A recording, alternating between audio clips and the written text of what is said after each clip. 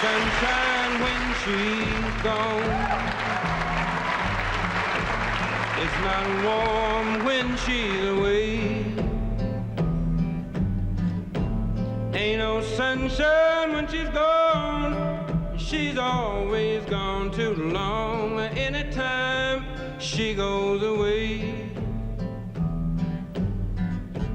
Wonder this time where she's gone. Wonder if she's going to stay. Ain't no sunshine when she's gone, and this house just ain't no home. Anytime she goes away.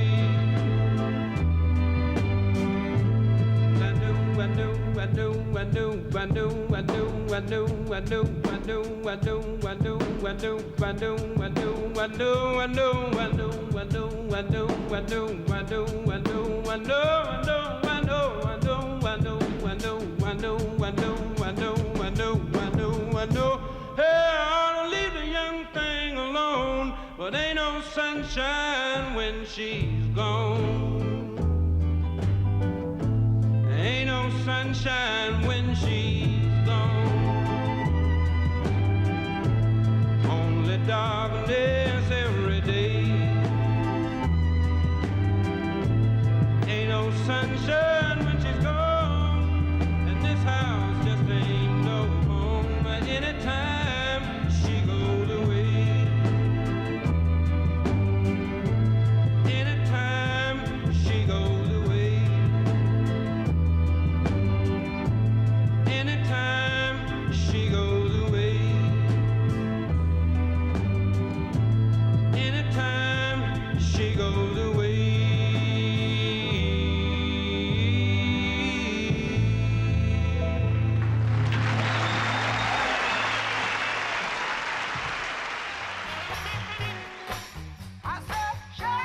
Welcome back to the Professor Penn podcast. David Penn here. It's episode number 132, Elections. Well, I'm sad, and I wanted to start out with Bill Withers because the haunting sadness of his voice and that beautiful melody, timeless.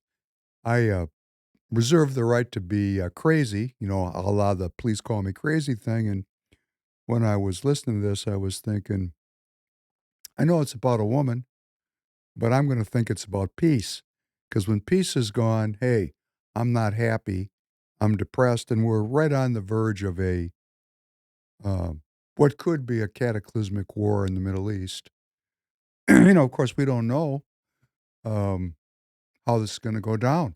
Sitting here recording on Monday morning, August 5th. This is going to be airing on August 6th, Tuesday night at 7:30 p.m. Central Time, and boy, so much can happen between. Tanner, look at this. Good morning, Tanner. Good morning. So much can happen between right now and when this airs that a lot of this podcast could be rendered moot because we might have some news that fills in for speculation. And I really don't like to speculate, but I'm just sitting here looking at my device, and the Dow futures for this morning's open are down 3.21%, 1,280 points. S&P down 4.37%. Hey, that's starting to get to be real money. NASDAQ futures down 5.76%. That is real money. And I have great assurance from the president of the Chicago Federal Reserve.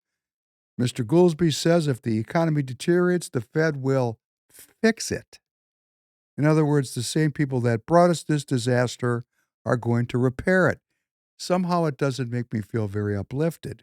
It's kind of like, look, I got to be careful. We're going to have to speak with each other in a very sanguine, encoded way from here on in, because the brief moment of openness that we're allowed to explore is now going to quickly close down around us. And we're going to have to deal with a completely different set of rules that we're just going to have to learn. I want to give a shout out to Dan Schultz. Dan Schultz, now we're taking the precinct strategy up on Royce's X page. This is the way that people can figure out how to get involved in the game of politics. That's precinctstrategy.com. For example, we're having a primary here in Minnesota on August 13th. The Republican Party has 8 candidates, even though they have an endorsed candidate, Royce White, got my billboard on. But they somehow, strangely, all these other people ran. People I never heard of. People that dilute the vote. There's a woman running, the one woman running. She ran as a leftist Democrat in 2020 and 2022. What's she doing over on the Republican side now? I have no idea. But I'll tell you what I do have an idea about. I have some connection with the, as you know, the Orthodox Jewish community here in Minneapolis. They are resoundingly unified behind Royce White as the candidate, the endorsed Republican candidate for Senate. They support him. However, they're crossing over to vote for Don Samuels in the Democrat primary to defeat Ilhan Omar. That I have actual evidence of from people that have told me, Tanner, you probably didn't know that. We got to get you registered this week. We got to get you and all your young friends to the polls on August 13th. Primaries. People, do you know, I was at a breakfast meeting Sunday morning with a bunch of Republican activists that served with me on the Senate District 45 Executive Committee here in Minnesota. And a guy walked by and he had a Trump hat on, and somebody jumped up from the table to congratulate him. I myself wouldn't have said a word. It was breakfast. And but I felt as the deputy chair of the board that after everybody left, I was going to go over and talk to this guy with the Trump hat. He had no idea that there was a August 13th primary, and he was 80 years old. That tells you everything you need to know about why things are screwed up. Here's a boomer wearing a Trump hat as some kind of a prop, and he doesn't even know there's a primary election on August 13th. You know, I had Royce berate me last week one day because we're running this campaign. There's a campaign here. All across Minnesota, there's a campaign. Republican officers are to elect every Republican endorsed candidate. So there's all these campaigns. And Royce looked at me and he said, boy, you know, we lost the country because you boomers just want to argue with each other about things. Because that's what's happening in our party. We've got this huge argument, mainly amongst the boomers, about what direction the party's going to go. Uh, in a way, it's kind of like that song, Should I Stay or Should I Go? And you know what's going to happen is that the people actually are coming. The people are actually coming. And what happened, and I talked a little bit about it last week, but I think I need to talk about it in more detail. And I know I sound kind of monotone and flat today. And, you know, it's hard to be excited when I'm still complicated by my own shortcomings, when I'm trying to be all in on faith. You can't rush the process of developing faith. It comes, I mean, I haven't been able to rush it. Maybe you can. Why should I make a judgment for you? Maybe I just suck. But I've been working on this for a very long time and I'm still working on it. And these miracles happen. And you can look at them as, is it really a Tahoyl miracle? Or is it just a happenstance? For example, I've labored along on this SD45 board, and this is for my Minnesota audience also. And if you're not Minnesota, this is going on all over the country. I entered my board. I became elected to the board and entered Republican politics, in 2021. So I haven't been around very long. I would be what President Biden calls the new immigrants. I'm a newcomer. I'm a newcomer to party politics. And when I went into the party, as everybody knows who knows me here in Minnesota, I really tried to serve the party, which a lot of people didn't like me because of that. But I don't like to judge things, but based on what other people tell me, I want to judge it from my own experience. And it didn't take me long to meet the three stooges of the Republican Party, Mr. We Don't Need Any More Republicans, Mr. We don't do that here, and Mr. History doesn't matter. Didn't take me very long to understand who these people were. I still kept my hands in my pockets. And then they went after me. For what? Trying to build the party.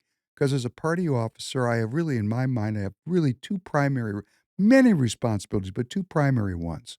Number one, as a Republican Party officer, I want to create and build republicanism in my district.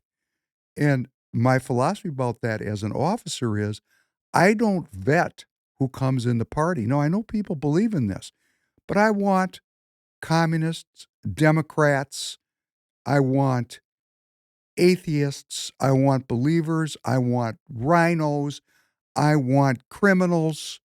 I mean, in other words, it's a ministry. I'm not here to vet out who comes in to participate in the message of republicanism. As an officer, my job is to bring them in and teach them how the thing works, which is another thing they don't like me to do. They don't want me to you're not supposed to know how it works, Tanner. It's a secret society. Yeah, I mean, earlier when you brought up the primary election, I that is you are right, 100% the most telling sign that we've been failed. We're not educated to even get involved at all.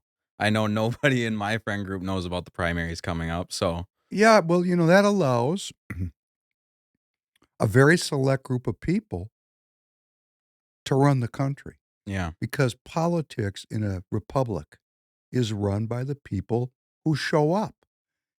And then your friends sit on the couch and say, it doesn't matter Yeah. what I do because it's always the same. Never looking at themselves in the mirror and saying, it's the same because I don't participate. Yeah. There's certain topics, I'm not gonna bring up which topic, but you put it to the state's hands, and a lot of people are pissed about that when it's like, "Man, if you just participated in your primary, you actually have more Just control vote, man. now. We're not You have asking you more to. control right I'm not now." asking you to join the party or be a delegate. Let's take baby steps. Yeah. A baby step. So there is an election on August 13th here in Minnesota. In Florida, it's August 20th. The primary elections are ongoing. Excuse me. So if you're in Minnesota and you're a citizen, which I don't know how many newcomers are watching me. I mean, you're welcome to watch me. If you are, let me know in the live chat. We'd love the newcomers to watch. But please go to the primary and please get all your friends and relatives and your neighbors there because look what's happening this morning. As we sit here this morning, why I'm kind of monotoned and flat because of my own shortcomings on what could be the week that I lose my life. And why do I say that? Because we're on the verge of a giant war in the Middle East. I don't know if it can be deterred. Having been in many fights, I know people back down.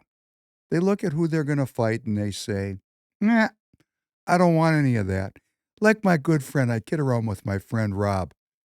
Rob's, he's 10 years younger than me and he's 100 pounds heavier than me. At least. He's a giant of a man. I always joke around with him that I can kick his ass. And most likely I cannot, okay? But I have confidence in my own skills. But I would manage that because I really don't want to find out. Because if you've ever been grabbed by somebody that can bench press 450 pounds, it's hard to escape. It really is for a guy 175 pounds like me. So, there's this back down thing. There's bravado, and then there's, maybe I should stop right here. But occasionally, and I'm not talking specifically to Rob, occasionally, I don't know if you've been there, Tanner, occasionally you get so just fed up that you'll take an ass kicking before you'll get down on your knee.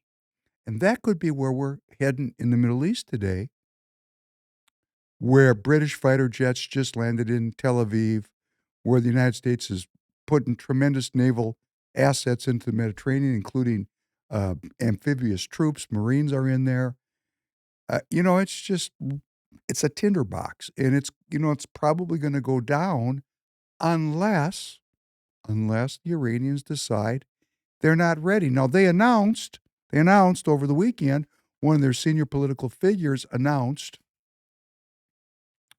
that there was A nuclear weapon in Iran. I don't know how they're going to get it to Israel. We'll talk about that. But these are the kind of things. This is another thing. They better have that nuclear weapon because there's nothing dumber than pulling a gun out in a stick up and it's not loaded. You're going to get killed or you're going to go to jail on a gun charge. Can't come out good for you. So this is not the kind of saber rattling you want to do with people just itching to kill you. Because the Israelis, they're like a they're like a Rottweiler off the leash. There's nothing holding them back right now. And I'm Jewish, and we're going to talk a lot about the Jewish identity tonight. The Jewish and the Christian identity are linked together. The Psalms of David are important to me and to those who would be inspired by some of the greatest poetry and love of God ever expressed in human history. Praise be to the Lord, my rock, who trains my hands for war, my fingers for battle. He is my loving God and my fortress, my stronghold and my deliverer, my shield in whom I take refuge, who subdues peoples under me. O Lord, what is a man that you care for him, the Son of Man that you think of him? Man is like a breath, his days are like a fleeting shadow. Part your heavens, O Lord, and come down. Touch the mountains so they smoke. Send forth lightning and scatter the enemies. Shoot your arrows and rout them. Reach down your hand from on high. Deliver me and rescue me from the mighty waters, from the hands of foreigners, whose mouths are full of lies, whose right hands are deceitful. I will sing a new song to you, O God. On the 10-stringed lyre I will make music to you, to the one who gives victory to kings, who delivers his servant David from the deadly sword. Deliver me and rescue me from the hands of foreigners, whose mouths are full of lies, whose right hands are deceitful. Then our sons in their youth will be like well-nurtured plants, and our daughters will be like pillars carved to adorn a palace. Our barns will be filled with every kind of provision. Our sheep will increase by thousands, by tens of thousands in our fields. Our oxen will draw heavy loads. There will be no breaching of walls, no going into captivity, no cry of distress in our streets. Blessed are the people of whom this is true. Blessed are the people whose God is the Lord. And Lord knows I'm trying to get to this place. I'm really trying to get there. And I tried to get there not to survive, not to get rich, although I thought about those things. But I just wanted to get there because I've almost lost my life several times in a young age, and God lifted me up, and I knew it was a Tohoil miracle because I felt the touch of God. That is crazy. Is that thunder? That's thunder. That was like going on for 5 seconds straight. It's still going. Right. We're here not too entertaining today. Let's see where the market is just to see if we're holding steady because it could even go down farther. Oh, it's making a rebound. Oh, people still want to play. People are still playing. Yes, it's made a big rebound in just a few minutes since I was talking here. It's now, yeah, well, see, people looking for a deal. People are looking for a deal. We're not ready to run out of the movie theater. There's another act coming because people are still putting money in the market. Isn't that interesting? I'm uplifted. People are buying on the down. We'll see what happens during the day. We'll see. And then my people are getting ready to go to war. I mean, really a big war. And I was saying in the last episode, the Jewish people are not monolithic any more than the black community is, or any community. Any community has many different constituencies within that community. And the Jewish identity is something we're going to continue to talk about because I'm going to ask you to tolerate me as I try to work on this. If I had the answer, I would just tell it to you. Like, what is a Jew?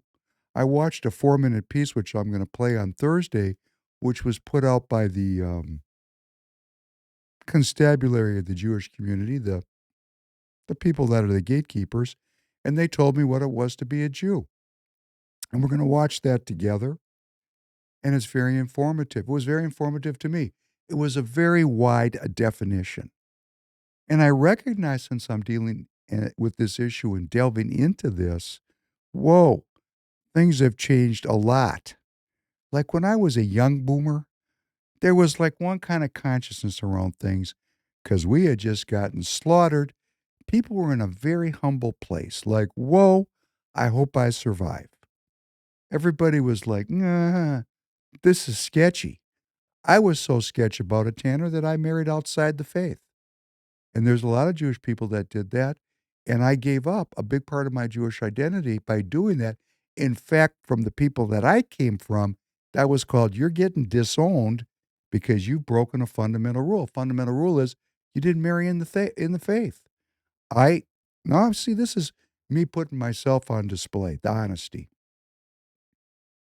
I married outside the faith. Now the woman converted, which, that satisfied a very small pocket of the people in my life. The majority of the Orthodox people in my life, David Penn, tombstone time for him. He didn't carry on the faith, and then that's very painful. And why did I do that? I was afraid. I remember sitting on the couch with my father. 5 or 6 years old, there was this fantastic television series that was created by the BBC called The World at War. And it was a many-part series about World War II. And there was a lot in there about the Holocaust, a lot. And that's when I started talking to my father about all of his family members that had died in the Ukraine and their names and how they died. And I was young, man. I mean, I was young. It was called, post-traumatic stress disorder. I started having a recurring nightmare about this time that I had it for decades. Haven't had in a while. If it comes back tomorrow, I'll let you know. I had this recurring nightmare. Oh, I couldn't sleep. I was afraid to go to sleep because I was in a camp, and rather than be killed without fighting, I went to fight and I was killed trying to escape. And I died in my dream over and over and over again. So to say that this thing doesn't affect me, it did. And I was scared because I had not yet decided to walk outside the path of peace because I was raised in Torah and in prayer and in study. And then I said, this is scary. And I said, I think I'll try a German girl. Let's go all the way. And although she converted, it was the beginning of the reconstruction of my identity. I was afraid. And then what did that fear drive me to do? I went into military training. What's the best way to not be afraid?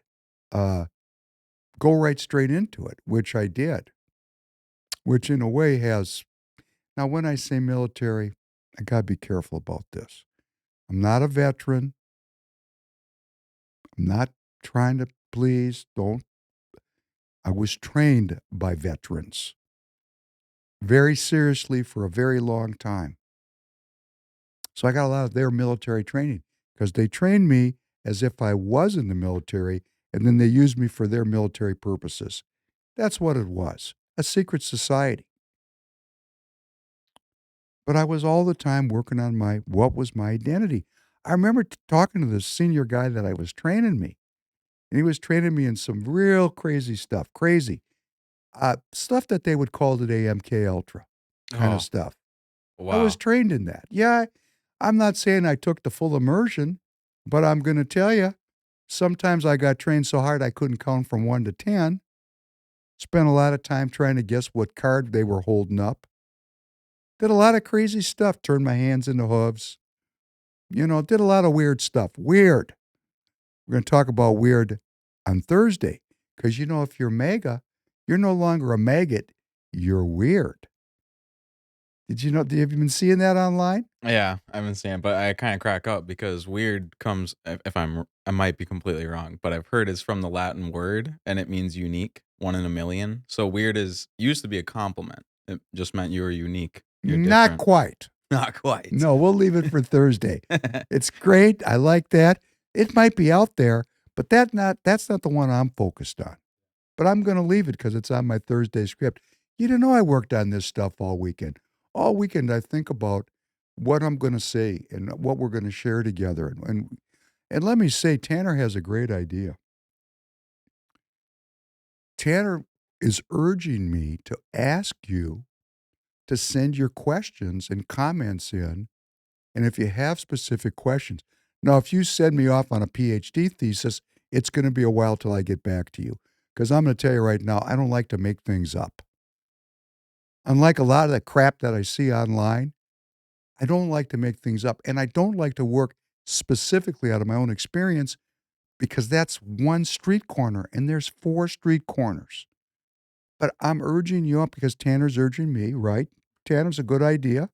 What was exactly your idea? You say it. Yeah. Okay. So, and I'll make a post for it up on our page on the YouTube page. So then we'll leave our comments there. But if you guys are watching right now, don't drop it in the live chat. Actually, go to the comments and just comment any questions. If that's questions about life, questions about faith, questions about politics, or just even just a weird question you just want to hear David answer. We want to see them all. We want you guys to be involved, and there's probably some topics that you would love to hear David talk about that just have not come across the podcast yet. So we want to offer this opportunity. Just yeah. Because we're a community. No, I'm not trying to put myself up here as some kind of special guy, because I will assure you I am not. I feel completely chastened today, as you can tell. But I'm willing to research things. I take the time to read. I take the time to think. I take the time to pray. And I take the time to listen. And that doesn't make me special. That just makes me worthy of participating in this world, in my opinion. Because if we don't know where we came from, how do we know where we are and how are we going to get out of this mess? That's number one. Number two, I'm really careful about cognitive distortions. I don't like to blame other people. I'm focused on the log in my own eye, which is moderately smaller, but it's still there. Working on it. And then just the need to search for truth together as a community, as if we know what's going on. We really don't know. We have the broad outlines of it, but I'm not sitting at the High Council's table. I don't know what those people are thinking. I try to presume what they're thinking from their actions. But like the Iranians have said that they're going to go to war. They've flown the black flag of revenge over their capital. The Russians are arming them, flying in heavy equipment. Everything looks like it's getting ready to go down. But they might decide to keep their gun in their holster and walk away and live to fight another day. We'll see. But back to SD45 before I get into the Jewish identity thing. I labored in this place, this committee, and I was disrespected at a degree that I have not suffered in my adult life. I was disrespected from so many different perspectives, but just because I was advocating for change, because I'm a representative of the people are coming. But when you come first and you're trying to talk to people that you want to break bread with, and then you find out that, first of all, some of them are anti-Semites. Most of them are extraordinarily underinformed. That's a problem. When you're a Republican, like I had a candidate that ran for Congress here in Minnesota, and I met with him in 2022. Where do you get your news from? I always ask people, where do you get your news from? When he said National Public Radio, I thought to myself, this guy's not a Republican. He's a Democrat. So we got a lot of Republicans that are getting their news from CNN, for example. And, when you get your news from CNN, you're not getting a very, hang on here. I'm going to turn this off so that I don't have to deal with this. Thank you. The phone starts ringing first thing in the morning and rings all day long. Hey, I remember we didn't have. Do you ever remember a time when you didn't have a cell phone? I miss it. I hate my cell phone. Like, I love and hate it at the same time. Well, I don't. The only time I hate it is when I'm trying to talk to you and its phone starts ringing, and I like to keep it on because I like to look things up while we're going. But it's distracting. But I didn't have a cell phone until I was probably 55 years old. Yeah, I got my first cell phone at 12, so that's what's just crazy to think about. I miss Your when it was just a home phone, though. your brain is ruined. Yeah, well, hey, I'll give my parents credit. They gave me their old flip phone, so that was my phone until I was That helped. about 16 to 17. I'm just joking with you, man. But the committee I was on was very globalist. I wouldn't even call it globalist. I'd call it brain dead. The people just were functionaries in the party. They really didn't think about a lot of things. They had this kind of Reagan-esque view of the world. They were all Reagan-esque aged. And, I couldn't talk to them. And when I talked, they acted as if I was, strange, a Trotskyite, so to speak, a liberal. One guy called me a liberal. He didn't have the guts to call me a cuck. So I looked at him and I said, wow, you must really believe what you're saying. He goes, why do you mean that? You must be willing to die for this kind of talking. Why do you say that? Because when men talk to each other this way, a line has been crossed and physical violence could ensue. Do you understand that? He quit. I get it. We're going to talk about the bear Jew here in a second, and you'll understand where I'm coming from. And the thing went along and along and along and along and along, and people lied and cheated and stealed. I didn't have the votes on this board. So I'm watching all the lying and the cheating and the stealing and the bullshit. You can get that one for me. And I didn't say too much because politics in a republic is based on the democratic vote. And we have to have a vote per our Constitution to get anything done. I didn't have the votes. And over time, my friend Tom came in. God bless Tom. Tom came in. Fantastic. Tom, a warrior. He came in. Fantastic. And then I got my brothers, Rob and Scott came in. They were great. And slowly but surely we're getting more people. We didn't have the votes. And then suddenly the people came and 5 more people came on my board. And to all you in the Republican Party that are watching this, I would like to say I was practicing door-to-door door knocking and engagement with my peers, and that it was all about me. But actually, I had nothing to do with it. These 5 people came in and they were brought in by the hierarchy of the party. In fact, they thought I was a rhino when they met me. And I laughed at them. It took them some time to figure out who was who, but that's fine. Took me time too. And suddenly we had the votes. And I'm going to announce to everybody in Minnesota that SD 45, Senate District 45, that's in Minnetonka and Wayzata, as of today, is the first thoroughly American nationalist political unit in the Republican Party in Congressional District 3, to my knowledge. Yes, that's correct. We are American nationalists. We reject globalism. We reject the philosophy that holds one race superior and another inferior. We're open for business here, looking for new customers here in SD 45. So yes, I got a little bit of spirit out of that, and I would like to take credit for it. But I have nothing to do for it. And if you're in the party and you're watching me and you're going, damn David Penn, the people are coming. Our job is to work for and represent the people, not repress them. So the leadership that's been repressing the people using Robert's rules and deplatforming folks and tricking people and, like we had this thing with Royce got endorsed and all these they're not luminaries of the party. They're has-beens. But the has-beens came out and backed his opponent because Royce is a peace candidate. We are an anti-war movement.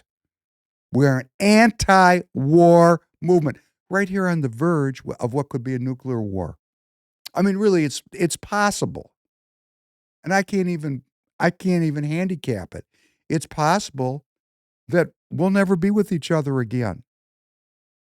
It's possible because these people here in the United States, we're still playing. Over in the Middle East, they're not playing over there, okay? Well, if they're playing, it's a different kind of a game. It's a very serious game. It's the kind of game that only has two outcomes, horizontal and vertical. That's it. When you play a game that's binary like that, you're either standing or you're laying down in your dirt nap. When you play that game, it's not like, oh, I'm going to flip off the podcast and go get myself a cup of tea. It doesn't work like that. These people are at war. And we're really at war here too, because we're all connected. See, we have this thing called the World Wide Web, right? www dot. You know, going into this weird concept, which we'll talk about on Thursday.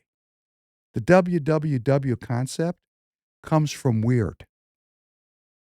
I'll explain that to you on Yeah. Thursday. Kind of a stretch, I'm isn't it? a little bit, but I'm excited Right. to see it. Usually Because you we're make all sense of connected. The things. idea of the World Wide Web is to connect all of us. Guess what? We're all connected without that web. They just took the skills away from us for us to experience that connection. You have to build those skills. That's what the guys that taught me, that kind of MK Ultra thing, they build those skills. All those dudes and women, because the women shoulder weapons too in the Israeli Defense Force. And I don't mean they just shoulder them. They're up there killing people, okay? This is an all-in deal.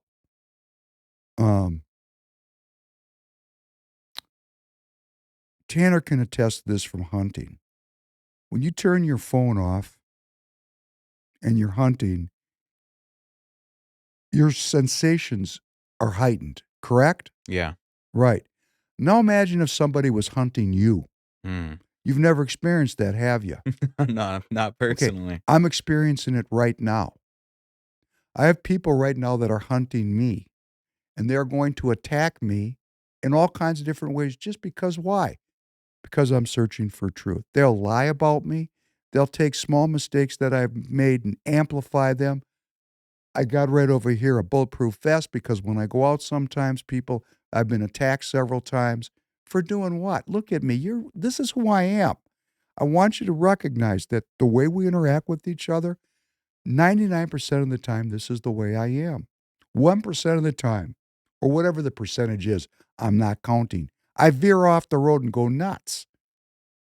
And I do, and it happens. But I'm proud to announce that we have succeeded in putting together a political unit that is honestly, see, this is the number one thing. We are honestly going to serve our constituents. They're our customers. It's a new idea. We want all the customers to participate no matter what they believe. And when I serve them as a party officer, I back every endorsed candidate and bring people in the party as much as I can. When I'm David Penn on the weekend and I meet some of these people and I'm in my personal role, of course I have a political opinion. Isn't that interesting how that works? But when I'm in the role, my thumb's not on the scale. I'm willing to lose. Hey, I'm not into the power of this. I'm into the search for truth of it. And citizens are going to come all over this district, all over this state, and God willing, all over this country. And I'll just give you a little evidence of it. There's a dude named Mark Miller. He's the local honcho of the Republican Jewish Committee. This is an organization that's run by former Senator Norm Coleman. It's a political action committee. I don't know what its structure is. I pay a little attention to it. Probably raises money and gives money, endorses people. It's doing its thing. And as I've said, I don't dislike these people. I don't like them. I've sat and had dinner with Norm Coleman fairly recently. Had a very nice conversation with him, and he was speaking very ill of Turkey and President Erdogan. He didn't know that I was involved in Turkey quite heavily. And I had my own reservations about Turkey, and I pulled out of Turkey, and Turkey is threatening to attack Israel. So, there's truth everywhere if we listen, particularly in politics. But what I don't like is when people make judgments and promote lies, or when they take any action without checking it for themselves. And as we've talked about, the RJC has branded Royce an anti-Semite, and they've endorsed one of his opponents, a guy who I think has the charisma of a cantaloupe. Whereas Royce really has a chance to get something done. Boy, every place he goes, people love him. So the guy that runs the local organization, Mark Miller, who I don't think likes me, but I don't have a beef with him, writes one of my friends. And he says, hope you're doing well and enjoying the summer. I'm going to leave the names out of the civilians. I also hope you can join us for this RJC event on August 5th with blah, blah, blah, who is opposing Royce White in the GOP Senate primary on August 13th. See the official announcement. For obvious reasons, we at the RJC feel strongly that we cannot remain silent in view of White's recent comments in history and thus need to step forward and support the cantaloupe.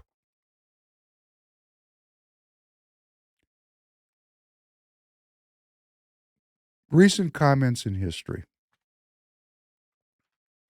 Well, I know that Royce is not an anti-Semite and that he is publicly pledged to defend the Jewish people. So the RJC doing this is very inappropriate. And this guy that he wrote this letter to wrote back to him. Let me have a little water. I'm getting parched because of the subject. I'm getting better now. I'm feeling better because I'm with the audience. I came in, I was just so grim, man. Market's crushed, on the verge of war. I suck. I know I don't, but I mean, I'm hard on myself. Lost my temper last week. You know, I lost my temper and I have so much power, I scared myself. I hadn't lost my temper in a long time. I've been accumulating power through faith. Lost my temper because I'm under a lot of stress. Popped. Scared myself. I haven't hurt anybody for a long time. Long time. But I did last week just by getting mad. I hurt a bunch of people. And I could feel the power coursing through my body. And that kind of power can take life, and I know it. So I have to pay attention to myself because we're all under a lot of stress right now. Or that cognitive distortion. Maybe you're laying at home like a kitten. Bills paid, everything's good. For me, I'm under a lot of stress. So I got to pay attention. So I'm hard on myself about that. But this young man writes back to Mark Miller. Now listen to this. This is another young Jewish person. I didn't know he was going to write this, and I didn't orchestrate this. I just found out about it ex post facto. I'm actually friends with Royce, and I know for a fact that he's not an anti-Semite. And I've known him for a long time, long before he became a candidate. You may remember a lot of attacks that they said about President Trump are very similar to what they're saying about Royce, including that he's an anti-Semite, has a checkered personal life, and that he has made comments and so on. Would you be open to a private meeting with Royce, or perhaps even someone Jewish who is one of his best friends? You know, talking about me. That's why I became aware of this. So, you know, these Jews writing back to Mark Miller. So I wrote a long thing that I posted on X. It's 1, 2, 3, 4, 5, 6 paragraphs long. And since my preamble's already at 43 minutes, hey, we're going to let that go. So we're going to get into this. Now, Tanner, I'm going to tell you, you're going to have to do this with discretion. I'm going to ask you to play number 2. I bet you're going to edit number 2 before you put it for the audience. Just play number 2 and we'll enjoy it together, and then I'll continue. Up the road a piece, there's an orchard. Besides you, we know there's another crop patrol fucking around here somewhere. If that patrol were to have any crack shots, that orchard would be a goddamn sniper's delight. So if you ever want to eat a sauerkraut sandwich again, you gotta show me on this here map where they are. You gotta tell me how many they are, and you gotta tell me what kind of artillery they're carrying with them. They can't expect me to divulge information that would put German lives in danger. Well, now, Warner, that's where you're wrong, because that's exactly what I expect. I need to know about Germans hiding in trees, and you need to tell me. And you need to tell me right now. just take that finger of yours and point out on this here map where this party's being held. How many's it coming, and what they brought to play with.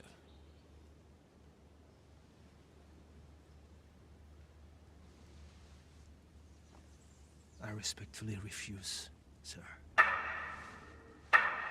Hear that? Yes. It's Sergeant Donnie Donowitz. You might know him better by his nickname, the Bear Jew. Now, have you heard of Aldo the Apache? You got heard about the Bear Jew. I heard of the Bear Jew. What'd you hear? Beats German soldiers with a club. He bashes their brains in with a baseball bat, what he does. And Werner, I'm gonna ask you one last goddamn time. If you still respectfully refuse, I'm calling the Bear Jew over.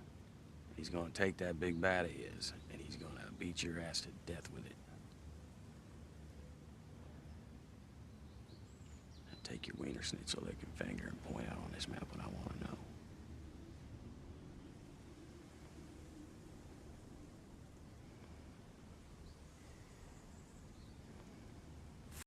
You. And your Jew dogs! Actually, we're all tickled to hear you say that. Quite frankly, watching Donnie beat Nazis to death is the closest we ever get to going to the movies. Donnie! Yeah. Guy's German here wants to die for country. Oblige him.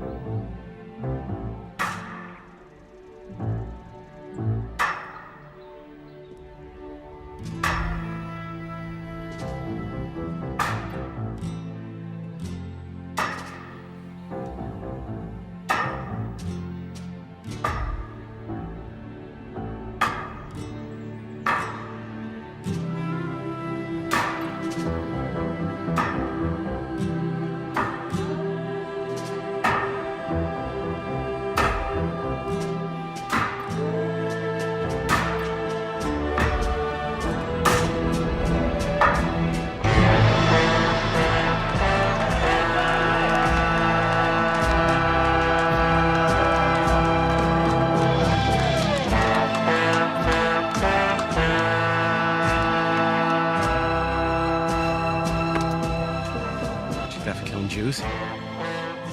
Bravery.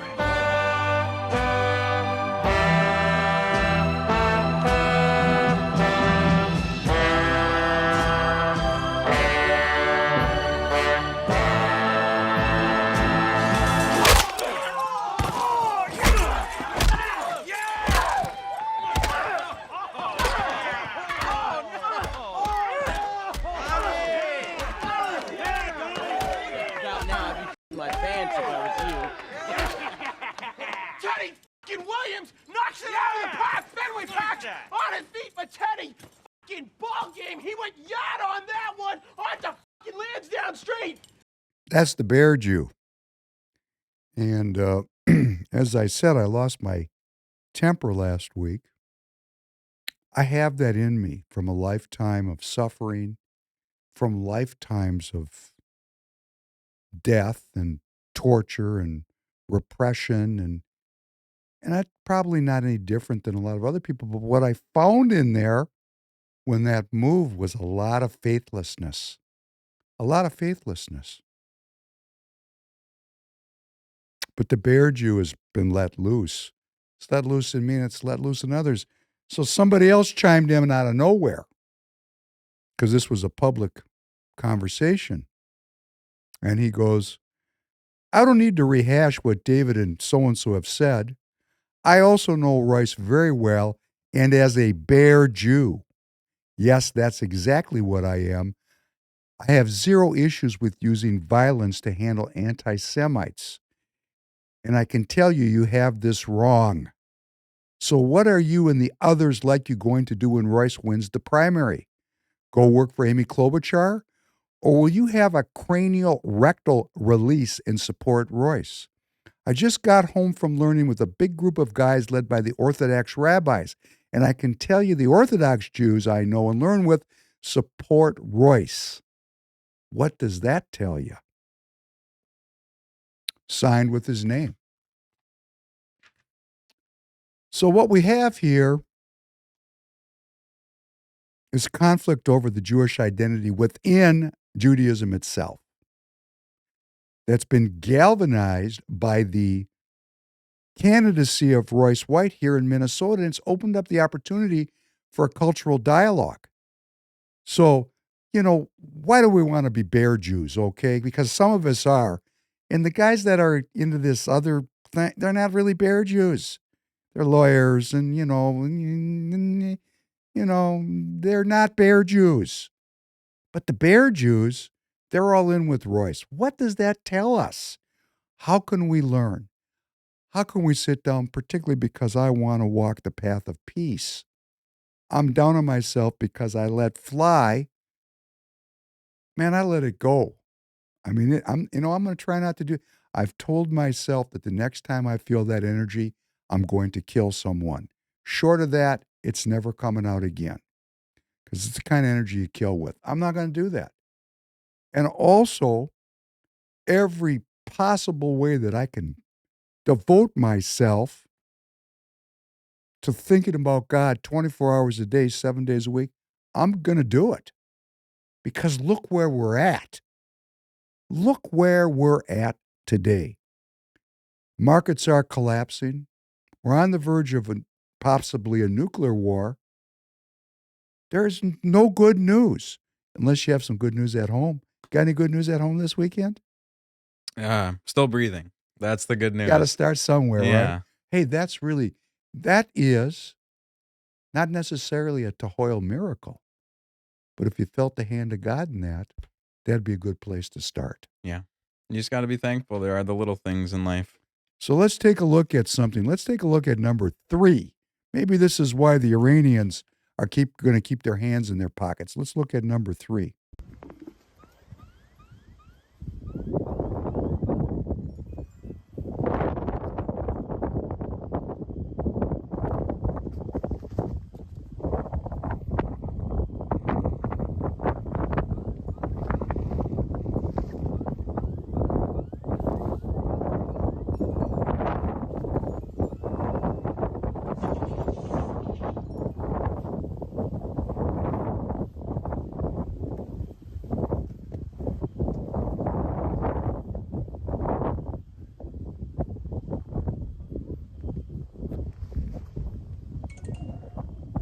It's good enough, Tanner. Thank you. What that was a twinkle in the eye of Ronald Reagan in 1986. Star Wars, they called it. Star Wars. Ronald Reagan said that the United States would develop an anti-missile system. And everybody said he was a kook. But what they didn't understand, what they hadn't considered, is that our entire university system exists to develop these kind of technologies. That's the Iron Dome. Those were rockets being fired from southern Lebanon by Hezbollah, targeting Israel, cities in Israel. And Israel has this anti-missile defense system called the Iron Dome, and they also have something called David's Sling. And they are purported to be able to shoot down, just with those systems, an incoming barrage of 1,500 missiles. Also in the region, we have a lot of other anti-missile systems, carrier-based, destroyer-based, in countries like Saudi Arabia that has said it's not going to allow Iran to shoot missiles over its airspace. There's a lot of technology that has been deployed. That's what they call interoperable. These countries are all using U.S. military hardware. We've given it to them. And how did we give it to them? We, the people, were taxed. The government took our tax money and gave it to our defense contractors, who then transferred the weaponry, oftentimes at no charge, to our partners. And those partners are involved with the U.S. dollar and the U.S. military, our strategic interests. And I've said this once, and I'm going to say it again. If we have peace through strength, I will be duly chastened, And let's see if everybody puts their hands back in their pockets. We'll see. They might. They might also decide that better to die on your feet than live on your knees. These are proud people over there in the Middle East. They don't like to back down. So we don't know what they're going to do. We just don't know. We don't know. And they're going to keep trying until they're destroyed, which is another interesting thing I'm getting in touch with now. There's a lot of people that want to destroy these cultures, not just have a war. Like we've been having these wars since World War II, regulated wars by the, like cigarettes. Can you still buy cigarettes by where you live? Yeah. Very expensive, right? Yeah, about $11 a pack. $11 a pack, Yeah. taxed, regulated, but still available for you to enjoy your finest smoke should you choose to do so. That's how war is. It's regulated. It's part of taxation. Nobody really gets killed all the way to the last man because, in wars of old, it was to the last man and woman and donkey and kids. Kill everybody. Solves the problem. Like, in The Godfather. If they got a problem with somebody, they kill the whole family. Then nobody comes back 20 years later with the beef. We don't do that anymore in the modern world. We've stopped. That's what the Holocaust was all about. The Germans decided it was called the final solution. There's German for that. I have to look it up. I can't remember. It's the final solution. If you kill them all, the problem is solved, right? Ethnic cleansing. Get them to the last person. We don't do that anymore. We've become so liberal. We're so liberal now, we don't do that. The post-World War II Democrat liberal order does not include genocide, allegedly. But we're still living under that regime, and it sure seems to me like there's a lot of people that are okay with genocide. Huge airstrikes have rocked densely populated areas in the Beirut suburb as Israel has begun its retaliation for these kind of rocket attacks. Now, there's so much back and forth. Who's retaliating against who? I can't even tell. There's some prophetic Jewish writers and podcasters that are saying that all these assassinations that the Israelis are perpetrating in Lebanon and Iran, the killing of Ismail Haniyeh and the killing of different political and military leaders of Hezbollah, these are all God's work, these killings, because the evil is being removed from the planet so that a full manifestation of God's glory can be seen and felt. Hey, China's not in on that. China doesn't believe in God. Chinese people are not into the Judeo-Christian philosophical expression of the idea of monotheism. That's not their thing. So there was recently a Beijing declaration. It was signed last week. It is seen as a stunning Chinese diplomatic victory, and it reaffirms China's growing political clout and diplomatic clout in the world. There was an ingathering of 14 different Palestinian factions, and they've committed to a full reconciliation within their tribe to show the entire world that they have a road to solving the geopolitical problem of Palestine and Israel. And because now we're living in a multipolar, multinodal world that features the BRICS and the Shanghai Cooperation Organization, really that's all China, there's a new sheriff on town. And the Chinese view this thing quite differently than the Anglo-Americans. That's their continent. That's the Euro-Asian continent. They call that West Asia. So that's their sphere of influence in their mind. And their goal is to push out American and British and globalist influence from the Middle East. That's their plan. They got a 3-step plan. First, a comprehensive, lasting, and sustainable ceasefire in the Gaza as soon as possible with access to humanitarian aid and rescue on the ground. Second, joint efforts, this assumes Western involvement, towards a post-conflict governance of Gaza under the principle, this is a very Chinese principle, Palestinians governing Palestine. And then third, they want Palestine to become a full member state of the UN and implement the two-state solution, which of course the Israelis are trying to permanently deep six. But the Chinese are involved in this now. They're in all the way, and they want to have peace because, the Chinese are into making money. And when there's war and you're blowing up infrastructure, it's not good for business. That's the way they think about it.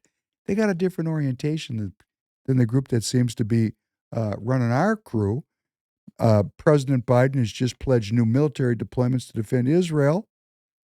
In a phone call last Thursday, President Benjamin Netanyahu was informed that the United States would help defend Israel in the event of reprisal attacks from Iran in the wake of Hamas leader Ismail Haniyeh's assassination in Tehran last week. That was a big deal. Biden informed the Israeli prime minister that he's ready new deployments in the Middle East. Two different visions of reality crashed into each other. And we're just this is business, baby. U.S. announces another $1.7 billion weapons package for the Ukraine. That's right on the heels of coming up with $2 extra billion because they weren't doing the accounting correctly. So guess what? $3.7 billion. It just sounds like 3.7, not a very big number. But $3.7 billion is a big number. It would go up into space 2,400 miles if you stack dollar bills one on top of each other. 2,400 miles of dollar bills. That's like if we put dollar bills back to back from Minneapolis to Corpus Christi, Texas. That's a lot of dollar bills back to back. That's a lot of money. They announced this, and they're going to send, over to the Ukraine we go.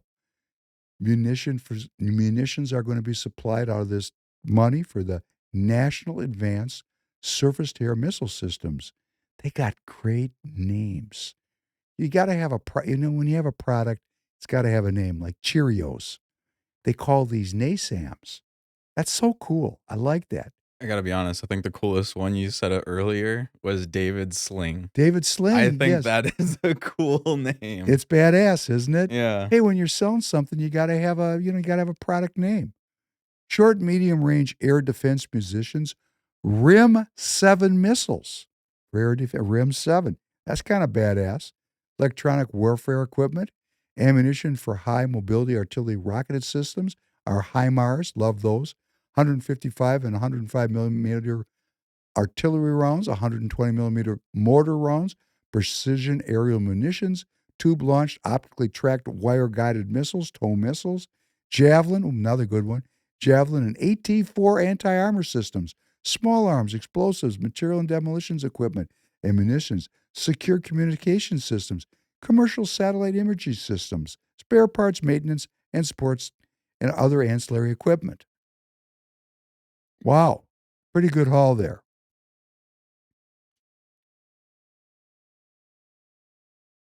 And those weapons are going to get there too late. Russia is poised to capture all of Donetsk. That's one of the 4 oblasts or provinces over in the eastern Ukraine, which Putin has said he's going to have to take control of to create a strategic buffer from the Nazis. That's what he said. I'm not making a comment, yay or nay. That's what he said.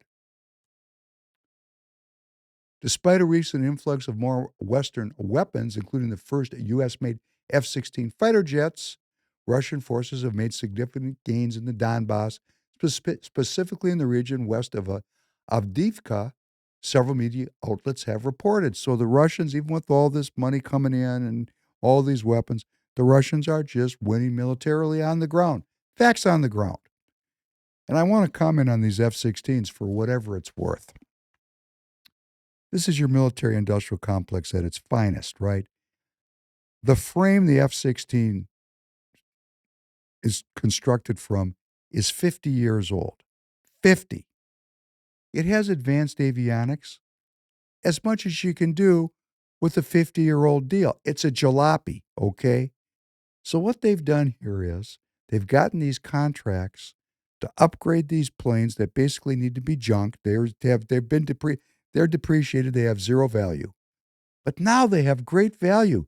They've given these planes to the Ukraine where they're going to have to be upgraded and maintained, and weapons are going to have to be built to come off of the platform. and they're all going to get shot down, and all the Ukrainian pilots are going to die. But a lot of money is going to get made on this caper. That's who we are. That's who we are. We're sending people into battle with pocket knives against machine guns. That's kind of like that. It's really not, it's symbolic. It's beautiful. They're all going to die.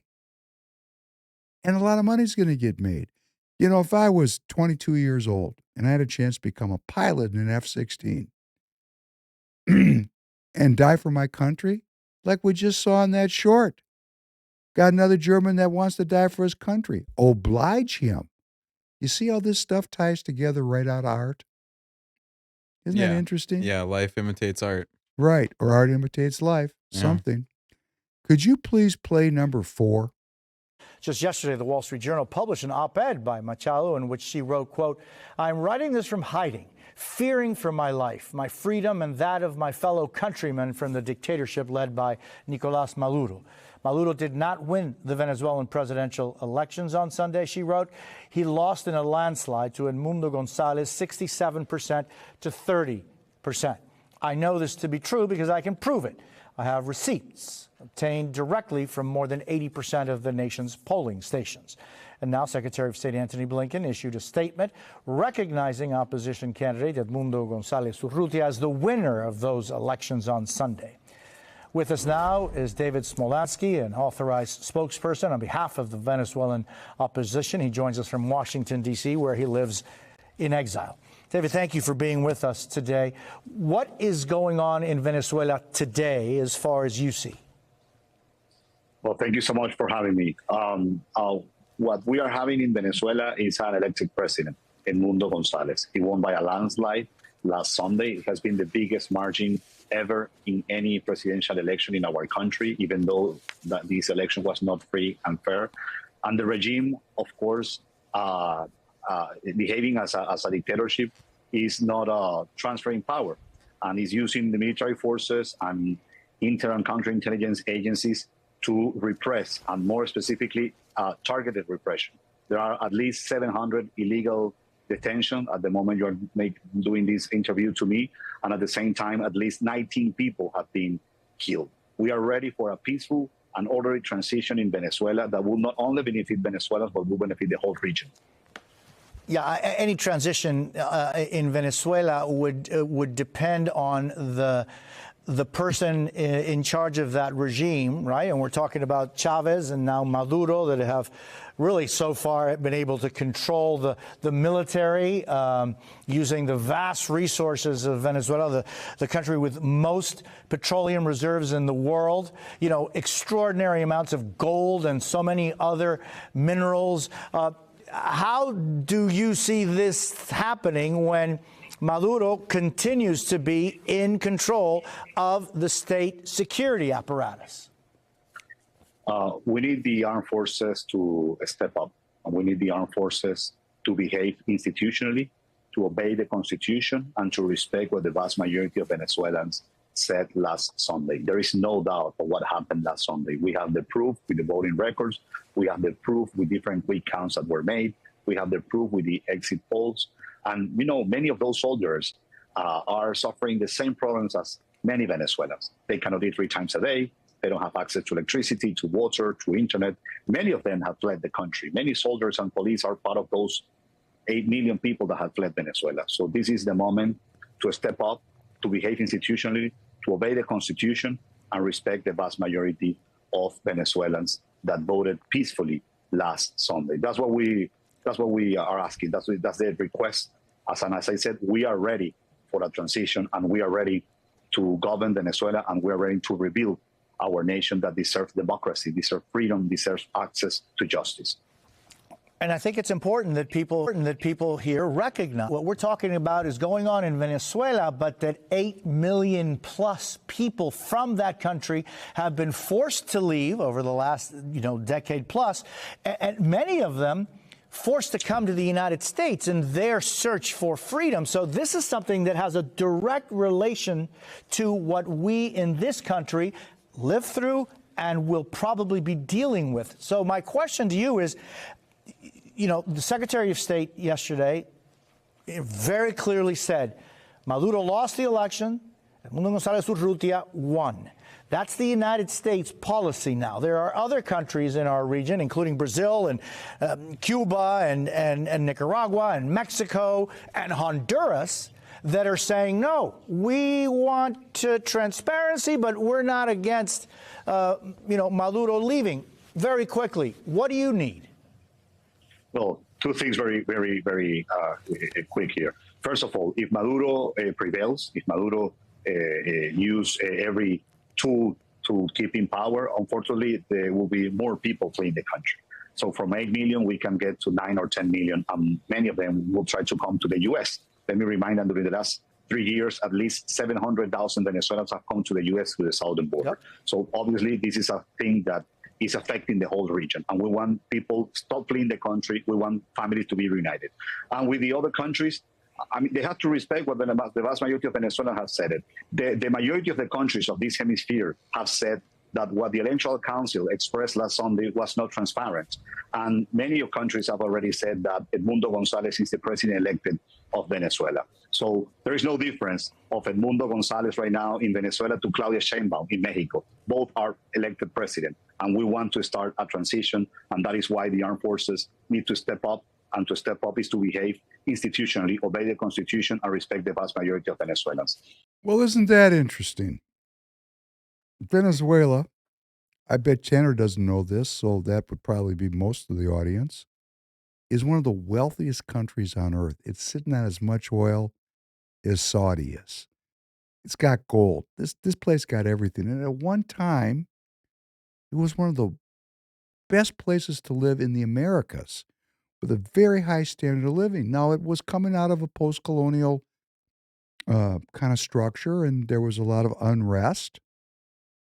But someone, somewhere along the way, going back 25 years ago, financed a guy named Hugo Chavez, who was a dictator, a communist revolutionary who took over the reins of power there. And I'm going to tell you, I didn't have the time to look it up, but the fingerprints of foreign interference in these Central and South American countries, there are fingerprints everywhere. So there's something going on here we can't see. Going back 25 years, going back 50 years, going back 100 years. What's the game changer?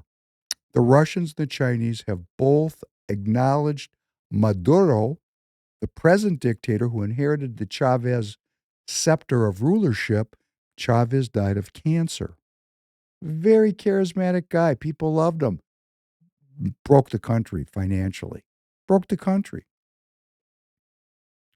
And over that 25 years, we've had the rise of China and the rise of Russia, and both of those countries have recognized the Maduro regime, where these insurgents are coming out and they're saying, hey, it was a landslide.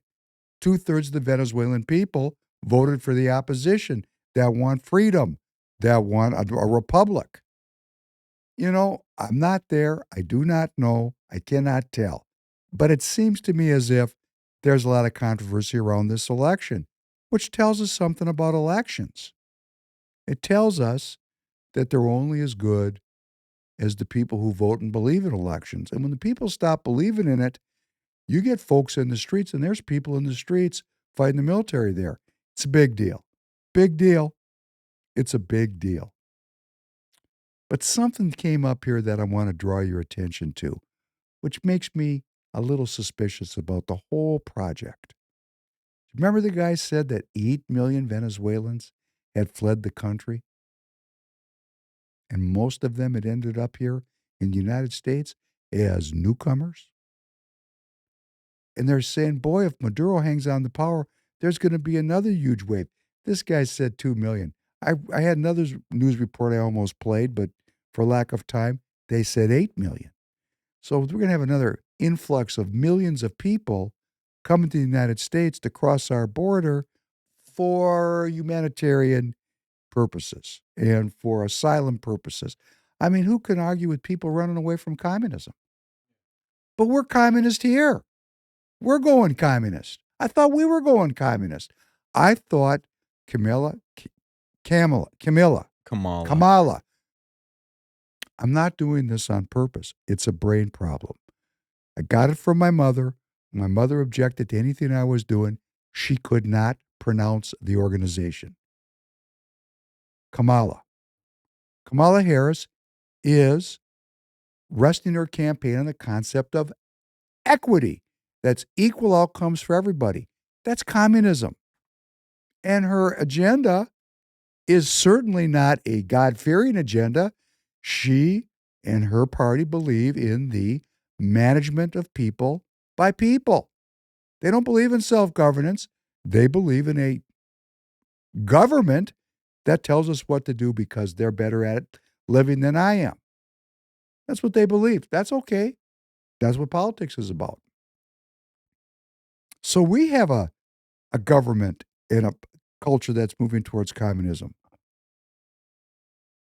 And that's good for your generation. Don't people your age talk glowingly sometimes about socialism and communism like it's a good thing? No, nobody that I know personally, but I see it a lot online. Yeah. Right. Yeah. So it's not a bad thing. We're into it here. But see, here's the thing. It's a soft change. It's incremental. So when we look at Venezuela, just like when we look at those F-16s and we think, wow, that's generous of us, and actually they're death trap jalopies for young Ukrainian pilots who are going to die so military defense contractors can make a lot of money off of inventory that has no value. Scam.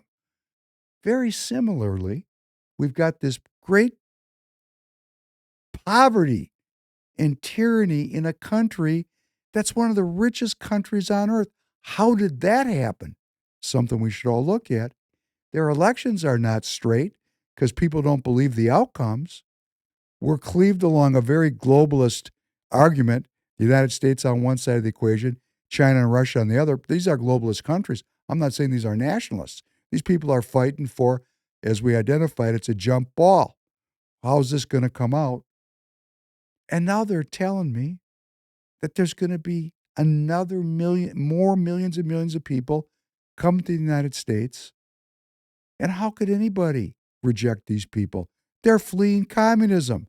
They're fleeing communism to come to communism. So as long as we're looking at how screwed up Venezuela is, and it is, you're only good or bad by comparison. Pretty good here. Hell, we can still go to McDonald's, go see a movie. Things are working here, kind of. And that'll get me into my next section. I hope that YouTube will allow me to say that if we're getting to the point where we can't talk about filed rulings by Court of Appeals, the United States Court of Appeals for the Ninth Circuit, which is the West, like California, the most liberal, there's one more liberal circuit, there's three really liberal circuits. This is California. I mean, it's a liberal circuit.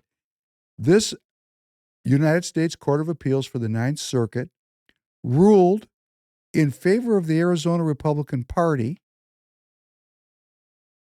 that at polling stations,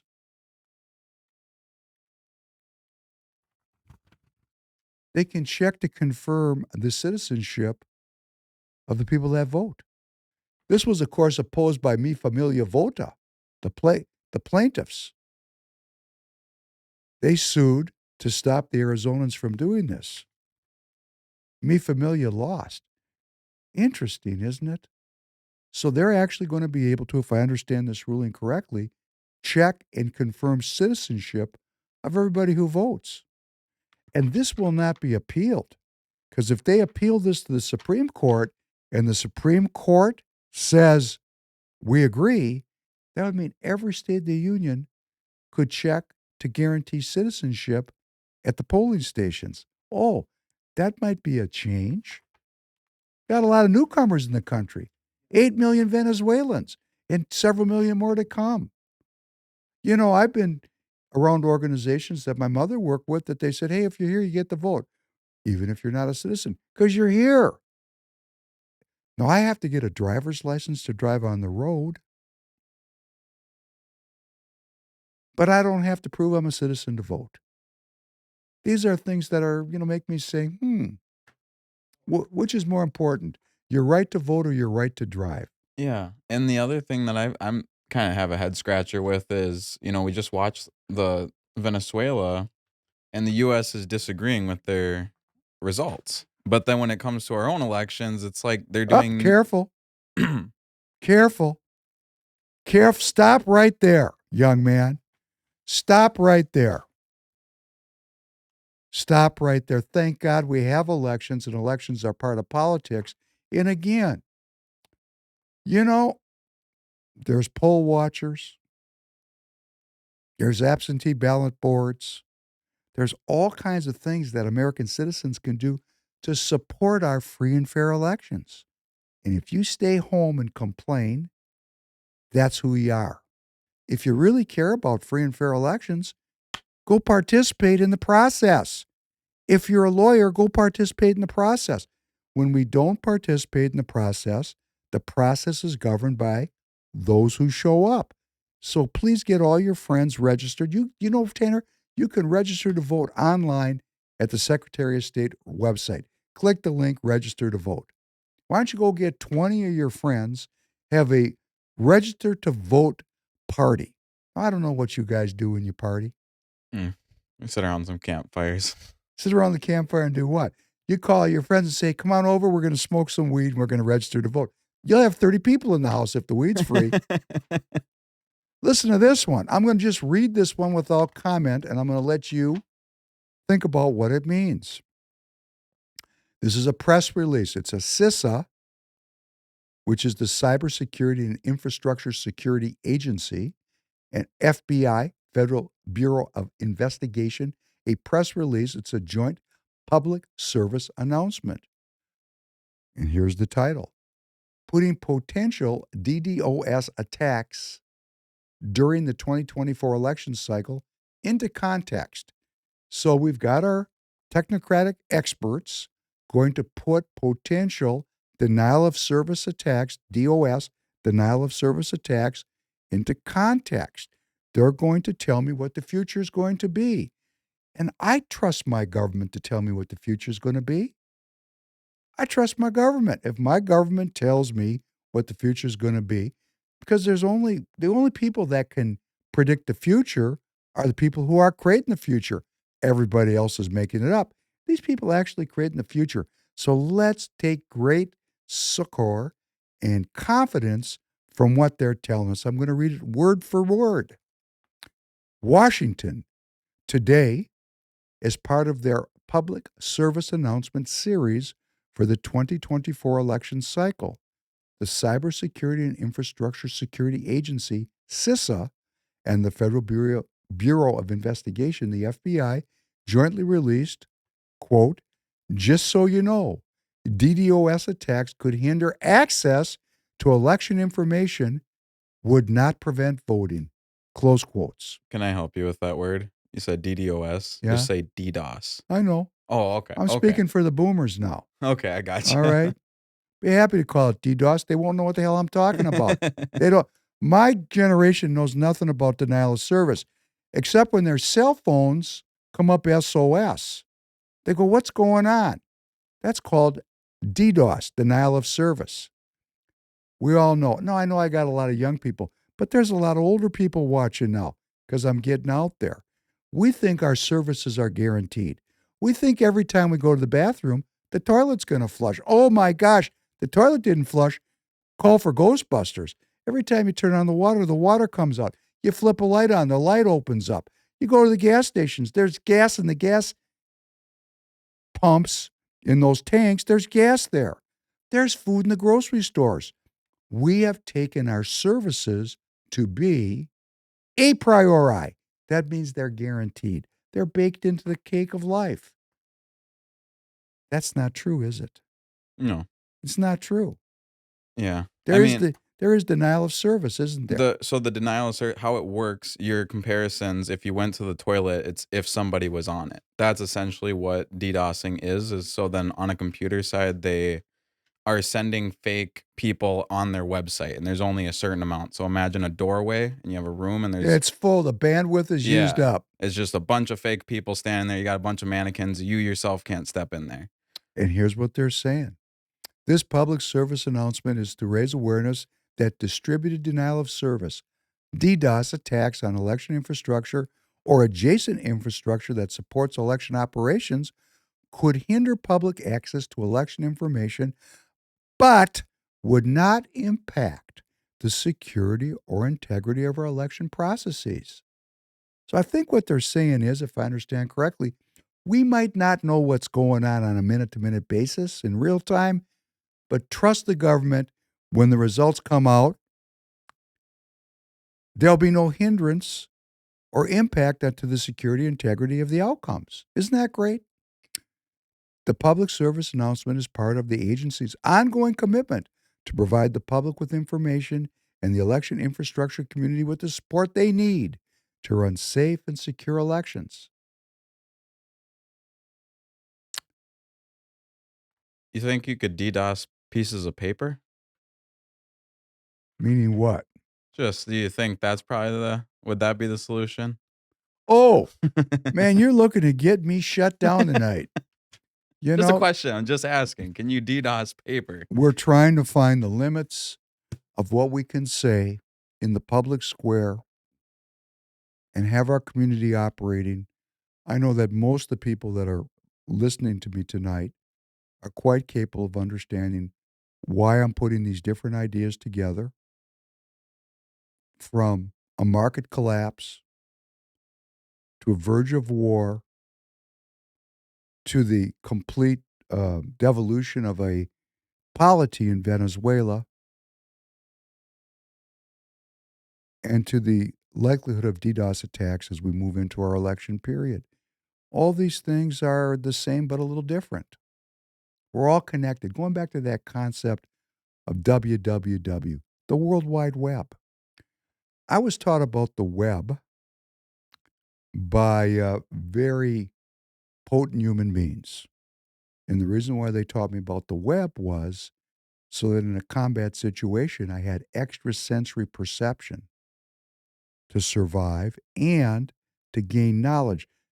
The whole background of this is, if you remember, there's what we know with our senses, what we know by using instruments to extend our senses, and there's a bunch of stuff that's going on. We know it's out there, but we don't know anything about it. Before there were instruments to extend our senses, like microscopes and telescopes, we had something that was a very human, and every human had it. Every human. It was called extrasensory perception. How to extend the senses that we got granted to us by a creator, if you're in that frame of reference, how to make them go farther, last longer, get more information with the idea that all matter is really just information. So how do you see remotely? How do you travel through time? How do you predict the future like the prophets? All the prophets in the Bible, all the people that are telling me, lots of people that are telling me we're in the end times because they've read the prophecy that people wrote thousands of years ago. How were they able to do that? Because they could astral project themselves into the future or into the past. They had extrasensory perceptions. And guess what? When you don't have any scientific instruments, that's all you got. You got to shoot your best shot. And it's like anything else with humanity. Some people were very good at it, some people were medium, and some people not so good. Well, the majority of people were not so good. Why? Because it takes a lot of work to develop those skills. Even in traditional societies, not everybody was a warrior. Some people stayed home and tended the fires, right? The warriors went out. And when you're in that warrior mode, you must have some extrasensory perception, even within a technological environment where these battles are fought today. The actual guys in the dirt, hey, they're paying attention. It's really just about paying attention. It's about awareness. It's just about awareness. Awareness. Just about awareness. Paying attention. Focus. Focus and awareness. We've lost those skills as humanity. That's what makes me kind of unique. But look at me, I'm getting old. If the young people are hunting like Tanner, he's a hunter, he's got some of that. He likes to go out in the woods. But how many of your friends like to go out in the woods with you? I would say over half of them. I surround myself with people that are like-minded. You're an outlier. Yeah. You're an outlier. You're surrounding yourself with people that are just like you. Let us not believe the mistake that I make all the time, that everybody's just like me. That's a Yeah. big mistake. Well, yeah, in a grand scheme, but our interest in nature is about the same. So that's kind of more so what I meant. But if you took your generation in toto, Oh yeah. how many of them are interested in video games and how many of them are interested in going out into nature? Yeah. Right? Yeah, no, the video games would definitely take the cake. Right. So we're losing those natural human capabilities and capacities, like the search for truth. I'm not really a lot happier than when I started. Let's see how the market's doing as we close off. Because, by the time we go up Tuesday night, it could rebound 2,000 points because the Fed could come out and dump a bunch of money in the market and pay everybody off with fake money because that's what they do. It's not real money. Let's just keep the scam going as long as we can. The Dow's down 1,076 points here we're on the, let's see, where are we here? What is this? 1, 2, 3. This is the 5th of August, and it's 9:30 in the morning. So we got a long way to go before we watch this on Tuesday night together. We're doing the best we can. I'm doing the best I can. I am doing the best I can, and I'm going to do better. I am doing the best I can, but I can do so much more. And why do I say that? Because I have to. That's just me. That's how I feel. What can we do as a community? Well, we can vote August 13th in the primaries. Wherever your state is, find out what the primary date is and go vote for peace. You can motivate your networks of 20 people. Let them know there's a primary. You could join your local party. You could go to tireget.com and buy your next set of tires so we can fund this operation. Tireget.com, TIREGET.com. You could go to the store at Free People Radio. Buy a t-shirt. We'd appreciate it. We need your support. We're going to keep growing this community. For those of you who are supporting us, we appreciate it tremendously. Thank you. Why am I doing this at the end? I forget to ask for money because I'm really interested in the search for truth. And if you knew my history, being self-employed since 1979, I had a guy tell me one time, this is a long time ago, he said, you'd walk over your grandmother to close a sale. I looked at him, I said, really? That's me? Long time ago. Now, I can't even remind myself, so concerned I am for the well-being of the people, to ask for your help, and I'm asking for your help. But I'm telling you, I'm going to get down on myself with more intensity, with more sincerity, and with more honesty. So for all the things that I've done wrong in my life, I have transgressed, and I accept that as part of the process of me making me who I am today. I've learned through doing. Couldn't learn it out of a book. That's just me. That's just me. But I'm learning. I mean, I'm finally ready to take a transition into a different kind of a life. All my parts are working, which is great. I really want to do this. I really want to have some years where I'm 100% devoted to the search for truth. And I'm getting there. And I'm thanking you as a community because it's my responsibility to be here with you that's elevating my desire to be a good person. And I hope it's doing the same for you. So on that note, we're going to go out with a little bit of music. This will lift my spirits. We got a thing here. Jimmy Smith. Nobody here probably knows Jimmy Smith. I've known him my whole life. And I'm going to tell you why I know him. Because I actually was a quite good musician before there were synthesizers. We got down to come up with a different sound, because, we like different sounds, on Hammond organs. Hammond organs. The organ in and of itself is a fantastic instrument. I'm talking about an organ, but these were electric organs, and they had a cool sound to them. And this dude was a master of this thing. And there's a guitar solo in here that parts of it are brilliant. Maybe I'll even get more of it when I listen with you this time. Parts of this guitar solo are staggeringly creative. So we're going to go out with some Hammond organ.